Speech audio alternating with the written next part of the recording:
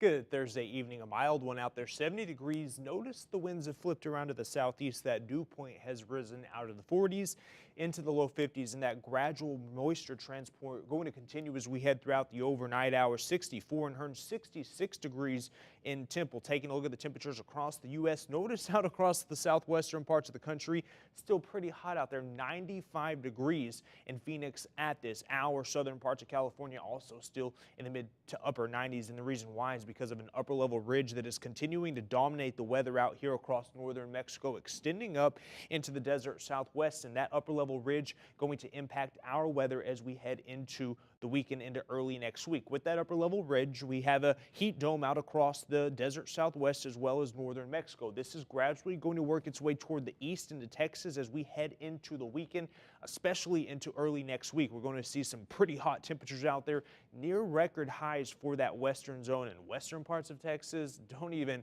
want to go out there. Those temperatures are going to be in the triple digits, so going to be well above average summer-like temperatures on the way. Taking a look at the weekend, mid-90s out across that western zone as we head into Saturday as well as Sunday. Here in BCS, we're going to be in the low 90s, a little bit cooler, if you want to call it cooler, out across that eastern zone. Better moisture out there, so temperatures going to be held into the upper 80s. But as we head into early next week, we notice the warmer temperatures work their way into the central parts of the Brazos Valley. We should be in the mid-90s here in BCS. Now, as you get out along that I-35 corridor, cannot rule out temperatures getting into the upper 80s. So Waco, as well as Giddings, Rockdale, those areas could see temperatures get up to 97, maybe 98 degrees, and that eastern zone finally gets up into the low 90s as we head into early parts of the upcoming week.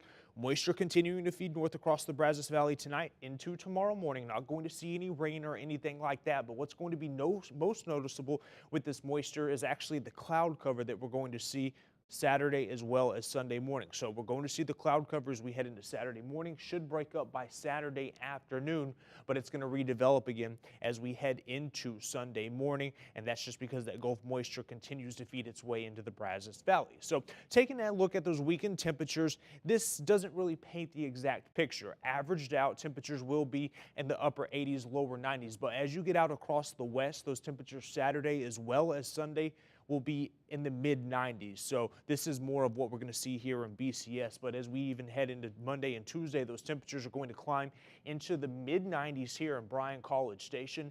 Out west, again, can't rule out temperatures in the upper 90s. The good news is, though, if you don't really like these extremely warm temperatures, we do have a cool front on the way, a weak cool front that'll knock temperatures back down into the 80s.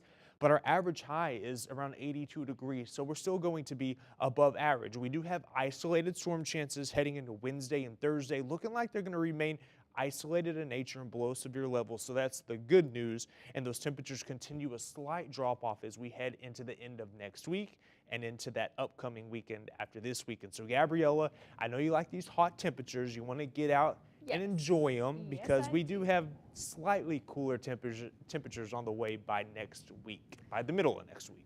Okay, but slightly cooler is not bad either.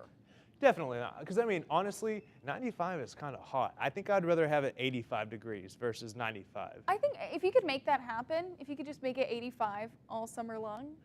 That would be awesome. Like if we could have a low of like 55 and then a high of like 85. That would be ideal with low humidity as well. You lost me with 55. Go backtrack a little bit. 65?